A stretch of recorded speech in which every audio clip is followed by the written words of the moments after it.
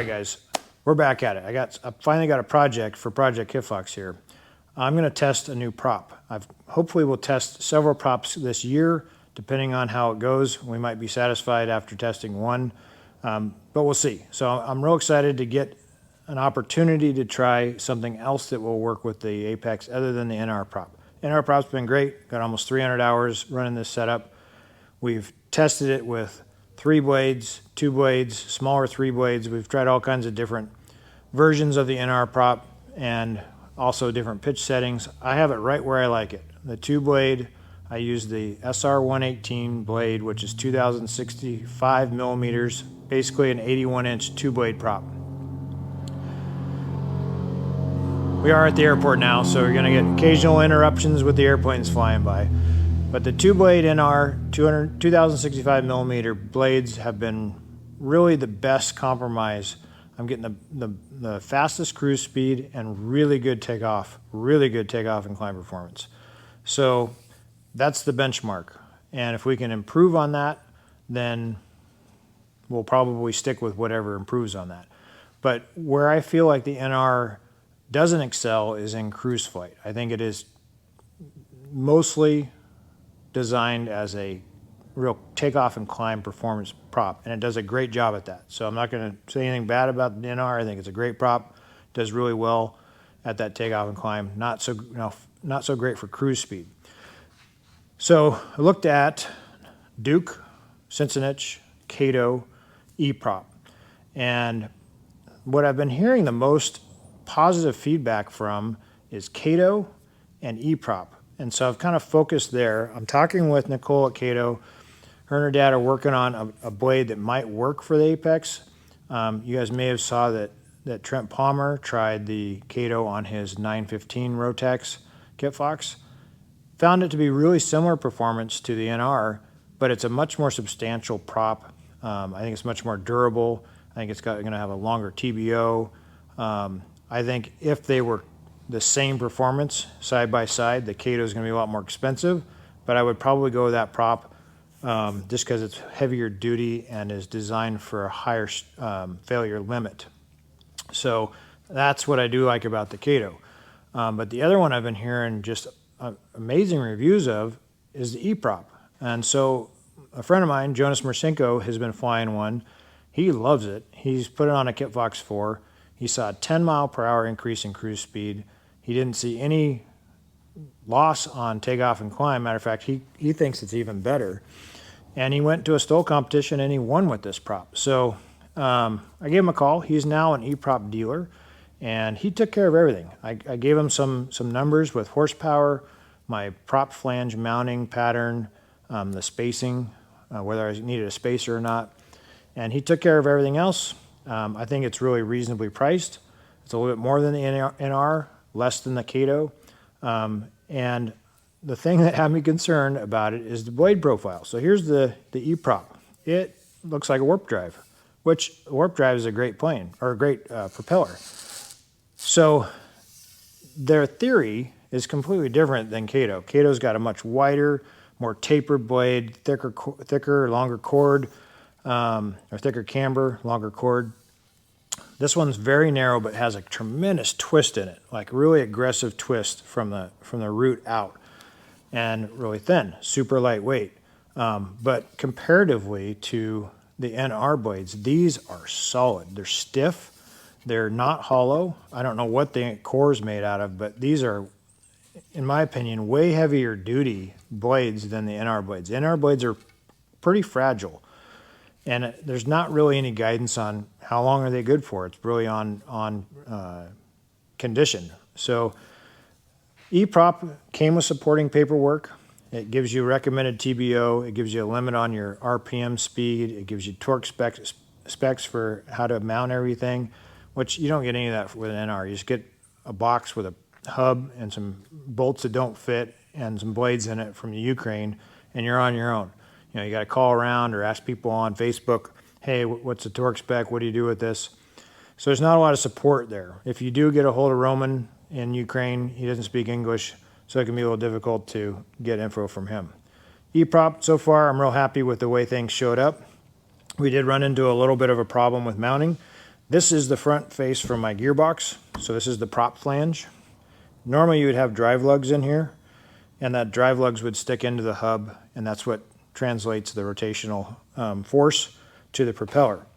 On the E-prop, the drive lugs are built in. I'll show you a closer picture, but they're built into the face of the hub itself. So you have to get rid of the drive lugs. So in order to do that, you have to take apart this section of the gearbox by taking off this large nut that's torqued on and Loctited on at 150 foot-pounds. So you got to heat it and use a impact to get it off. Then you pull this whole prop flange shaft out, put it in a press, and press out those drive lugs. So I did that to this one, and when I went to mount it up, the clearance between these nuts and the face of the gearbox, where the gearbox, there's some bolts that hold this ring on. The bolts and the hub bolts were touching each other, basically. There wasn't enough clearance. And I thought, that's it. We're not going to be able to use the E-prop. It's just not going to fit on an APEX. There was someone who posted in the Yamaha aircraft conversion group that is running an E-prop. So I'm like, well, if someone can do it, why, what are we missing here? So I contacted Teal at Skytrax. He recommended doing a lower profile bolt that holds this front piece of the gearbox on. And now these lower profile bolts that he recommended and said will work fine with our application here, gave me the proper torque spec, these are put on that way. They're flush with the machined face now where the bearing sits inside this. And so there's nothing protruding out. So we got the most amount of clearance that we can get. And it now fits. So luckily that worked. I've got 3 millimeters of clearance between the face of those bolts and the face of the nuts on the hub. So we're all good to go. And actually what I'm going to do after talking to Teal is I'm just going to take the face off of my gearbox that has this whole setup with the drive lugs for the NR prop. I'm just going to pull that piece off, and I'm going to stick this one on there because it's already set up for the E-prop hub, instead of having to take that one all apart and press everything out. So we'll just use this one. There'll be a new gear in there, so there'll be a little bit more gear wear on the first couple oil changes. But we did just put a new gear in the one that's in there because it's got the new clutch system. There's a whole nother video on that if you guys want to see about the new friction clutch setup in the Skytrax gearbox. But anyway, so long story short is everything looks like it's going to fit. Went out and flew it, got the baseline numbers. Tomorrow we're going to drain the gearbox, change out the face, mount up the prop, get the blades set to 18 degrees where they recommend starting, and go out, do some runs on the runway to see if we get the proper RPM for takeoff, and make any final adjustments we need, and go fly it and compare the numbers. I'm super excited. Boy, I'm really hoping I see an improvement. It'd just be really cool to be able to go a little bit faster. So that's kind of the goal, is I want to see better cruise, or the ability to even trade off by putting more pitch into it, where you're not over pitching it for the engine's horsepower, but where you could get a lot more cruise, but you're sacrificing the climb performance. But you could also, in the same prop, take that pitch out, get that climb performance back, and get back to where you would be with the NR. The NR, I can't pitch it out any further. It's really pitched for cruise, even though it has tremendous takeoff performance still. It's pitched for cruise as far out as I can get it without really lugging down the engine at the RPM we cruise at. So it'll be interesting, try something else, and so we'll get to it. All right, so we're on warm up here. I'll kind of explain a little bit. We're going to be getting the base numbers for the two-bladed 2065 millimeter NR prop. I've been running this prop for a long time, so I could probably just tell you what all the numbers are. But since it's a little bit cooler when we'll be doing this test, we'll go out, we'll run it with as light conditions as we can, and that way we'll have a better comparison. So I'll go out and I'll run through my throttle settings and cruise speed. We'll also take a look at what the distance is for takeoff here, and then we'll be able to compare it with the E-prop. I'll do it with the brakes on. 9,000. Take it off before the first dash line, And climbing out, I'm seeing 8950, 9,000.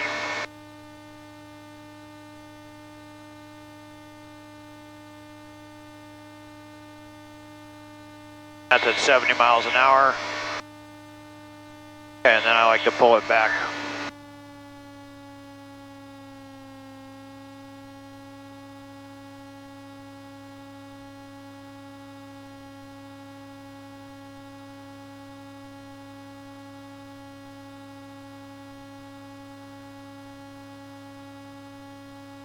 Turn the camera a little bit so you guys can see the panel. I know it gets the rolling shutter effect. You can't necessarily see the display over here, but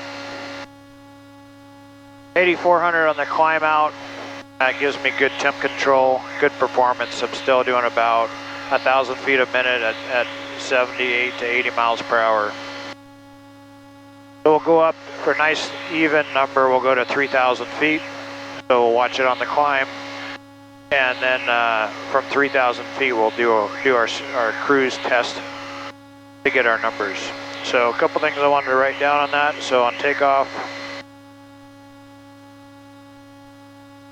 9,000 RPM. And in climb, full throttle, 9,000 RPM. And at 8,400. I'll set it to 1,000 feet a minute and see what our speed is.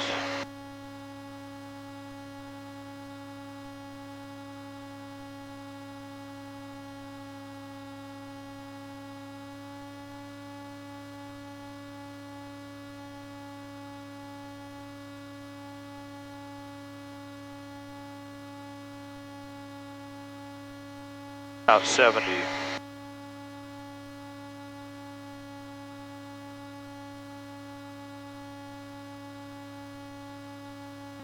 There's 3,000 feet.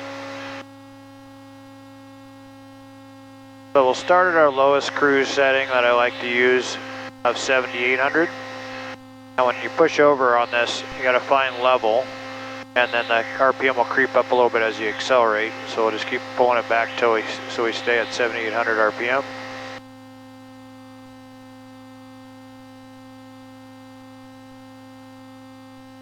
Laps are off.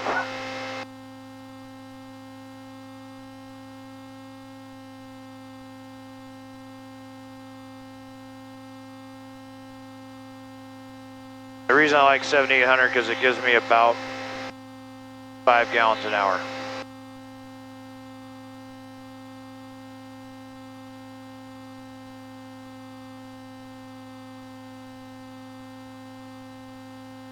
Okay, so we'll start at 7,800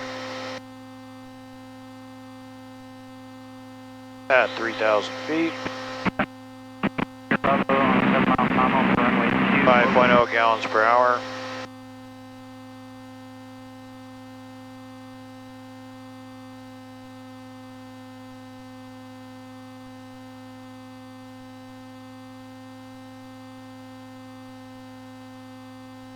.93 miles per hour with a 99 true.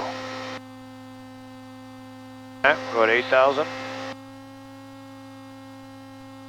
Let it settle. That's 5.4 gallons per hour. 97 with 101 true. I'm up to 8,200. I do like 200 RPM increments because that 8,000 and 8,200 are kind of where I like to cruise it at. Alright, so it's 5.9 gallons an hour. 101 indicated with 105 true. That's about what I normally see. Go up to the 84. That's if I need to get somewhere in a hurry cruise. It still does great at that RPM as far as heat. But it's a little more than I like to run the engine at on a regular, longer flight. Traffic spotted 30 Bravo 3 mile final runway 2. In comparison, that's about 2,200 RPM direct drive though.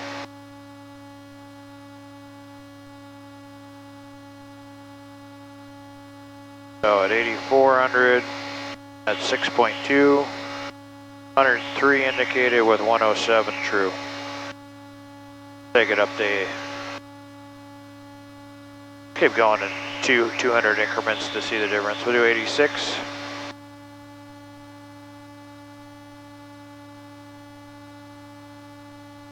That jumps you to 6.8 gallons an hour, 106 and 111. At 88.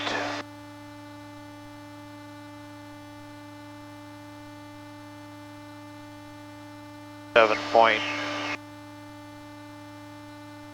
two, 109 and 114. And we'll just finish off at 9,000. I'm not going to ever run it and cruise faster than 9,000.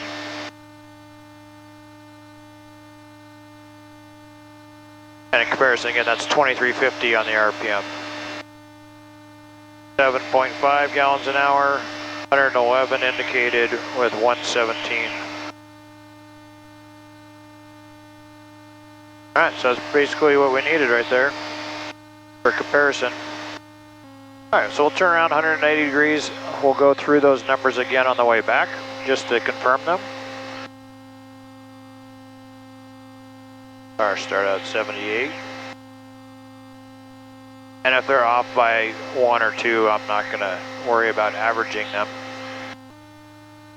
About the same. So full throttle, let's just do that real quick.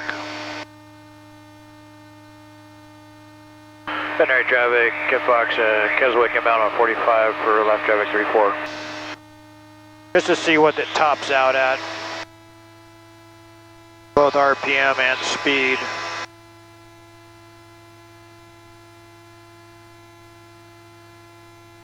$10,200.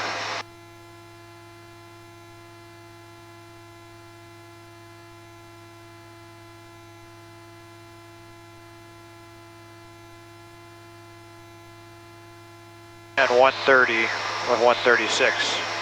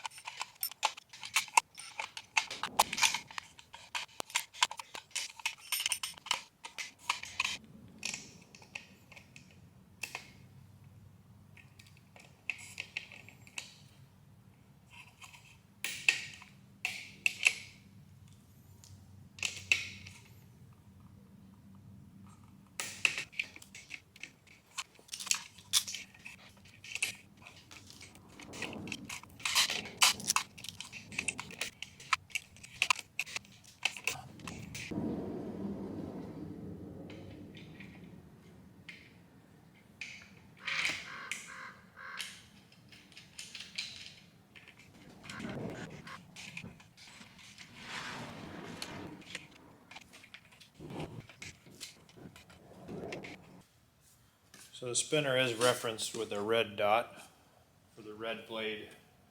So we'll put that red dot cut out over on this side. That's because it's got a little weight in there for balance. So I want to make sure the weight's in the right place. Alright, so we got the initial fit on here. The blades are not adjusted to their proper pitch, but everything else looks real good. The clearance on those bolts on the back, right here, look good. And line it up so that you can see the clearance is a good 3mm separation there. Now I'm going to put the cowling on, see how the cowling spacing works with the prop. So the previous spinner looks like it had a little bit of negative. This comes right to the prop flange, which is exactly what I ordered. So there's a bigger gap there. I could have ordered the spinner placement differently so that that wouldn't be the case, but that's what I ordered.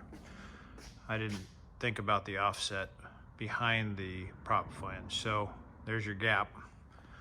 That's more than I would like, so that's kind of a bummer. I would like to bring this back within about 1/4 of an inch.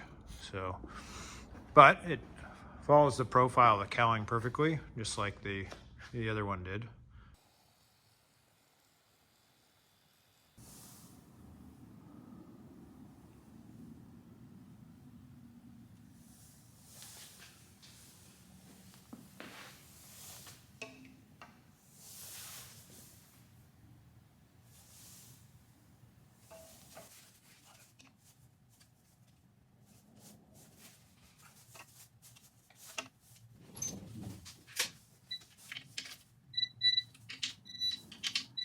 Alright, so we're gonna do, I was saying you can see out that we're not gonna be flying today. It's less than 1/4 mile visibility, but I figured I could go down to the end and at least do some static runs to see full power what we're getting, at least for like the start of the takeoff that we're trying to get to that 9,000. Alright, so initial run, it's super foggy out there, so I couldn't fly it. So I'm waiting for that weather to clear up. But the initial run, I went out on the runway, took it up to full RPM, and rolled into a takeoff taxi basically, and hit that RPM right about 9,200, 9,250. So a little bit higher. I could probably add a little bit of pitch, but I actually like to see 9,200 on takeoff, and the other day on the NR it was more like 9,000. So we'll start here. It was recommended by E-props to start at 18 degrees. That's what I have set into it. We'll go up and we'll see how that flies. It leaves us a little bit of room to put some pitch into it if we want to try to get a little bit more speed out of it. The other thing I want to check is on high power applications and cruise, there is a limit that they put a 2450 on the RPM on this prop, which isn't something I'll normally see, but if I go full throttle, hit that 10,000, I think we did 10,200 the other day on the NR prop, that puts you up to 2,600 RPM on the prop. So we won't be able to do that full throttle, full speed test with this prop because we're going to watch that RPM limit. And I think they gave me that limitation just because how long this prop is.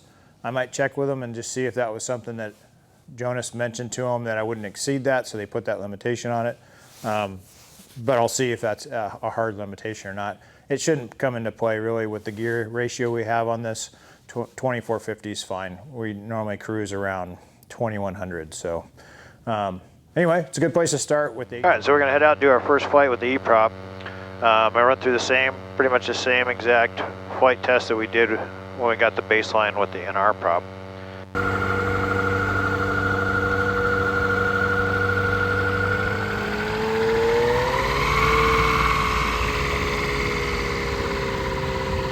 A quick run up real quick just to see how she does.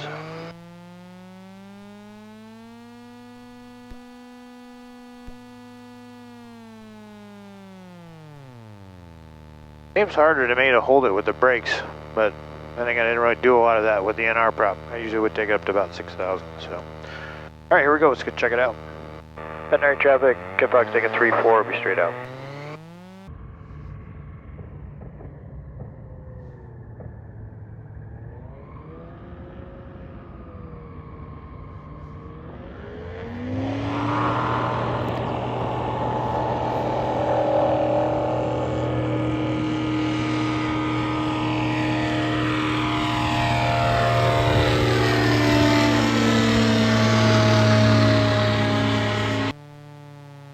All right, from here we took off before the end of the stripe last time, so see how it does for takeoff.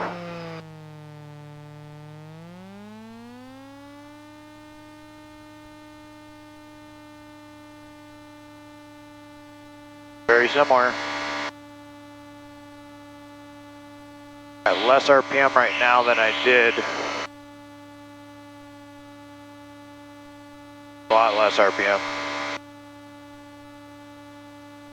Climb's really good though. Climb's really good. Holy crap.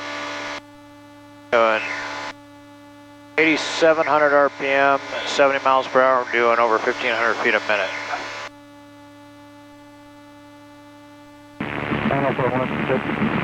Let's just check that again without the flaps in. At a 70 mile an hour climb at full throttle.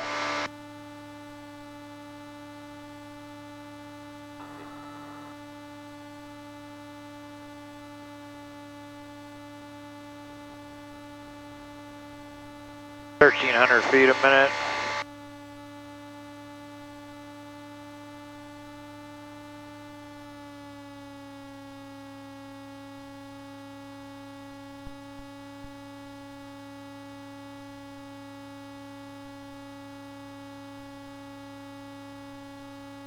And we did 3,000 feet, so we're going up 3,000. Doesn't seem to have a problem climbing. Back at 8,300, I'm still doing 1,000 feet a minute at 85 miles an hour.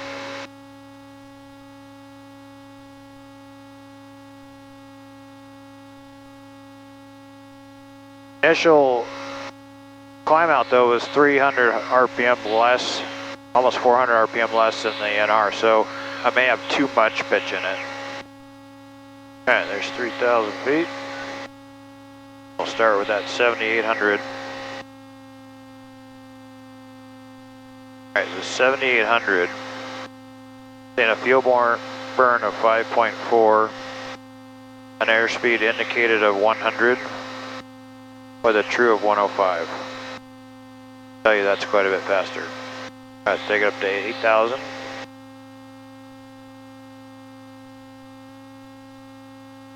Smooth, quiet. Alright, 8,000 is 5.7 gallons. 102 indicated with a 107 at 82.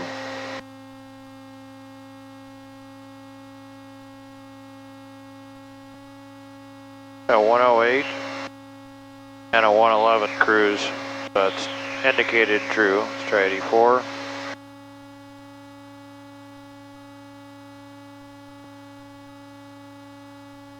That's 6.6 gallons.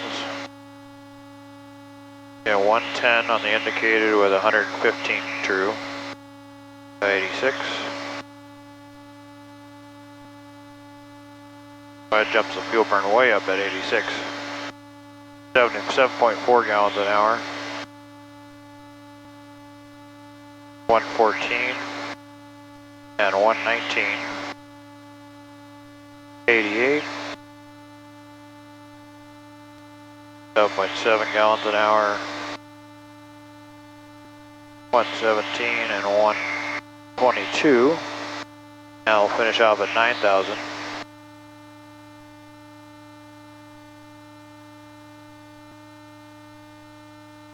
Indicated with 124 true. Alright, let's turn around, we'll do it again the other direction.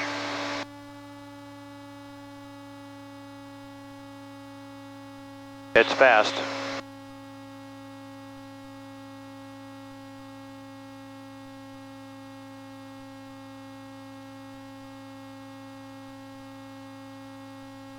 Alright, go back to 78 and we'll work through them again.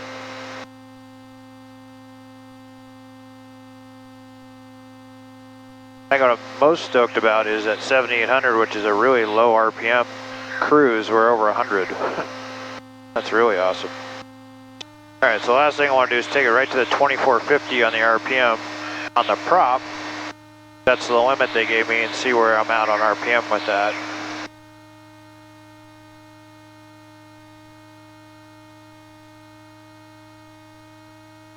Okay, so 93 100 RPM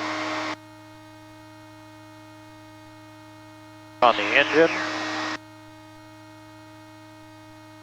That's give me 124 indicated with 130 knot true airspeed at 8.8 gallons an hour. Yeah, it feels when you pull the power back what it does for a descent. One of the comments I got from someone using the E-prop is you had to carry a little bit more RPM on final than you did with other setups.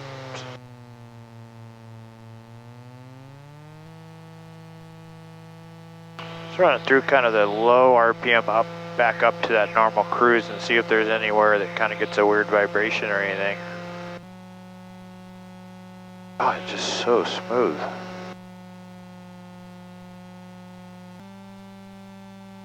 So my fly around at 70 RPM is lower than it was. When I was out the other day, I was holding about 6,400 RPM. I'm about 59, 3.3 gallons an hour to hold a nice 70 mile per hour. That's just kind of a nice linger around, look at stuff speed. Close to 3 gallons an hour. It's pretty awesome. I'm way lower on the RPM, so that whoever was saying you had to carry more, I'm not seeing that at all.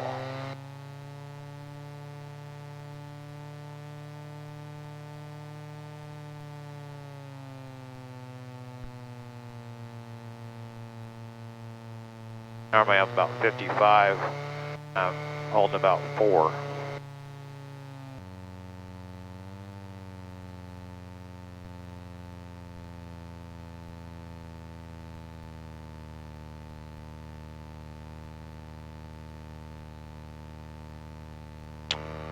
I like it. Wow. Flies really well. And quite a bit faster. Jonas Marcinko does not lie. That's got some performance.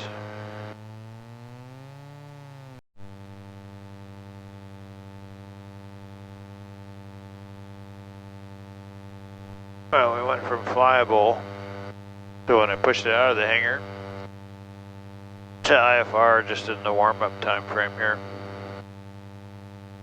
which sucks. So I wanted to give this prop another fight, but going from being able to see the hills to not being able to see past the end of the runway. So we're not going to go fly here.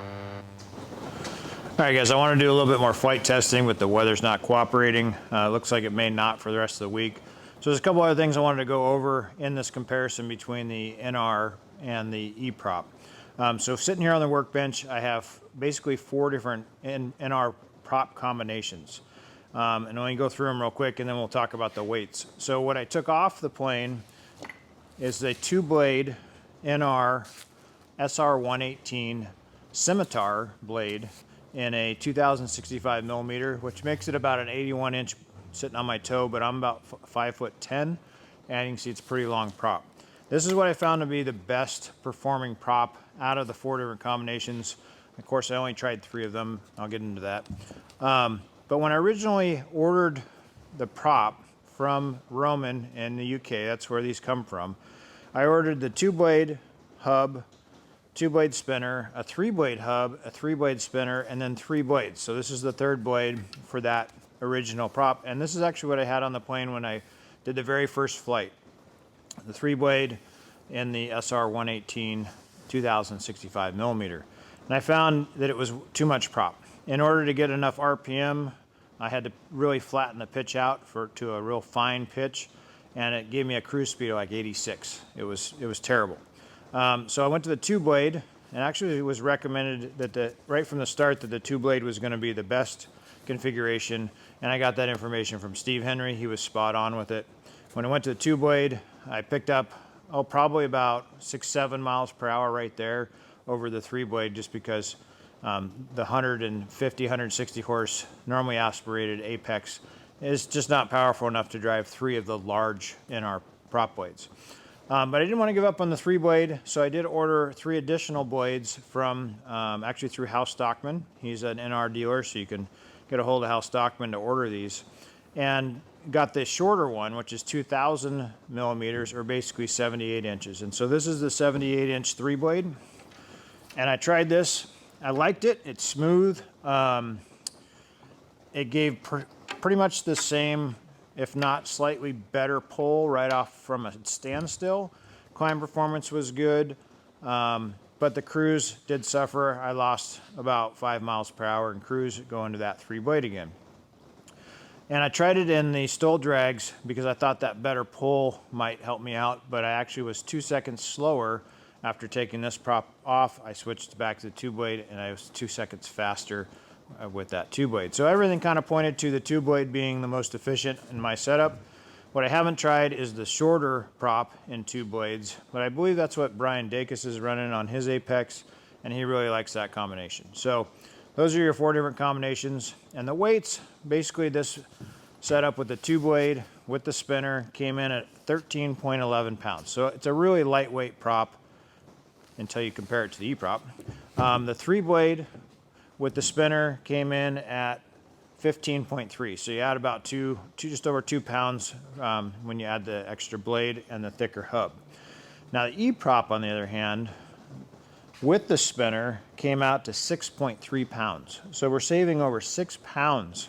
6 pounds, that's like it's half the weight of this already lightweight prop. In comparison, what I should do is I've got an old wooden prop down here. I'll weigh that up and we'll see what that weighs real quick.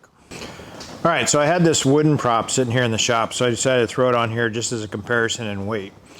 And a little backstory real quick on this prop is it's a Prop Sync wooden prop. This is the propeller that was originally on my Kitfox Model 5. You guys can go on this channel, go back in some of the older videos, you can actually see me flying that yellow and white plane with this prop on it. It wasn't until I went to my very first High Sierra fly-in and competed in the my first STOL drag competition that I even realized that there was performance to be gained by changing propellers. I was going up against guys with similar or the same horsepower, and they were smoking me. And so I went home after that, ordered a new prop. I actually went to a Whirlwind ground adjustable, came back the next year and did much better. And then I've kind of been chasing that increase in performance with propellers ever since. So for comparison, this is again a Prop Sync wooden prop, spinner, prop bolts are in there. It came in at 18.18 pounds. That's 5 pounds heavier than the NR with the spinner and prop bolts. It came in at 13.11. And then the E-prop that's on the plane at 6.35 pounds, you know, that's almost 12 pounds lighter than this old wood prop. So you can really see where the technology has gone from fixed pitch, heavy, to composite, ground adjustable, aluminum hubs, and now a forged composite hub that's even lighter. So the advancement in the propeller technology just over the past 20 years has been really impressive. And I love trying these new props and seeing gains in performance. Again, with the NRs, I tried all kinds of different combinations. Sometimes I didn't see a good performance increase when I went to like a 3-blade. So you got to kind of fine tune it to your engine profile and your airplane. One of the suggestions I have to anyone who's building an experimental, if you're not going to do a constant speed prop, or you don't have an engine prop combination that's proven, like if you're going to build like a Super Cub, you're going to put an 0320 on it, you can call Cato and say, I want a climb prop, you can get a fixed pitch, you're going to know what you're going to get because that's a proven setup. But if you're doing something different, something new, you know, RANs, a Kitfox, any Just Aircraft, get a ground adjustable, and that way you can tune that prop. So if you go with a fixed pitch, you're just guessing, and you're going to either, you know, you may be on the wrong side, you may be too fine, you may be too coarse. In the case with this wooden prop, I was too coarse. Great cruise performance, terrible takeoff performance. But my old Kitfox, when I originally started flying, I was cruising around at 120 to 125 miles per hour all the time. So it was great for cruise, but it didn't do well for what my mission eventually became, and that's short takeoff and landing stuff. So having the capability to adjust your pitch for your scenario, you know, hopefully this E-prop even gives us a better range. Like right now, I think it's pretty much set up for best cruise. So we may take it and take some of that pitch out and do some more testing to see how good we can get on that takeoff and climb performance. It just gives you the option, you know, fly somewhere with it on cruise, land, make an adjustment. Now you can compete in a STOL competition, and then you can tune it back out for your trip home. Where with a fixed pitch, you're kind of stuck with what you got. So great advancement in prop technology. Hopefully we'll get out and do some more flight testing before I post up this video. If not, you guys, thanks for watching. If you have any questions, post them in the comments below. All right, so I think we're all set. Up to temperature.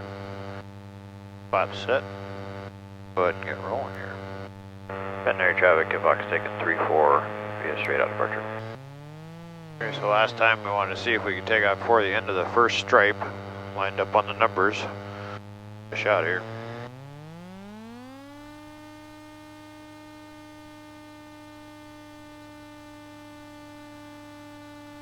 Yep.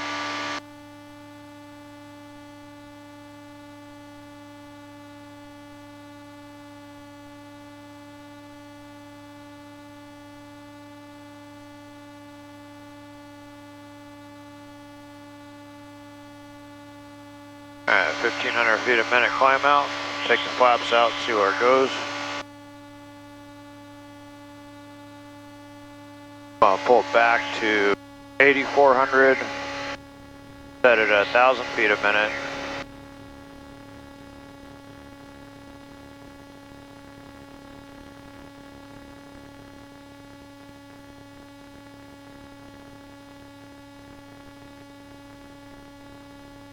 And it's almost 10 miles per hour faster, so 1,000 feet a minute at 8,400, I'm doing 80. So it's pulled back to 70, which was the same speed I had on the NR prop. See how much better the climb performance is. 8,400 at 70.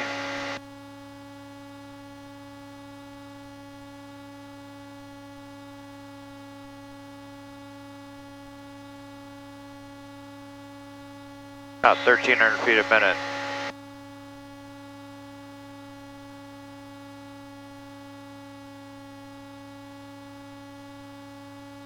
Starting the heater on, a little chilly out here. I'm loving it, man. Just cruising at 7,800, over 100 miles an hour. Very nice. Right between 109 and 110 indicated, 113, so this is my normal cruise. RPM for cross country is 8,200, doing 110. That is freaking awesome. That's what we're after. Alright guys, just heading back into Benton here, kind of dodging some lower clouds, trying to get back in before it sucks in. Real excited to get out today, get a flight in. A little break in the weather here. Man, am I impressed with this propeller. It is really fun to fly. It just wants to fly over, well over 100. You know, I'm doing 106 right now, 7,800 RPM. Fuel burn's about 5.5. Fuel burn did go up just a little bit with the power settings, but it's well worth it for the extra speed. The climb is great. I was just down about 1,200 feet, wanted to get up to 25 to get up over a layer here. Powered up, and it just climbs. I think it climbs better, to be honest, than the NR. And it kind of saw that on that takeoff when we set the RPM at 8,400. We did the climb at 1,000 feet. We were seeing 80 miles per hour, and then we tried doing the 1,000 feet per minute, or I'm sorry, 70 miles per hour, and saw 1,300 feet per minute. So, real impressed with the climb performance. The cruise performance is really what I've always wanted this plane to do. I'm pulled way back more with the RPM, so I'm easier on the engine than I have been with the other prop.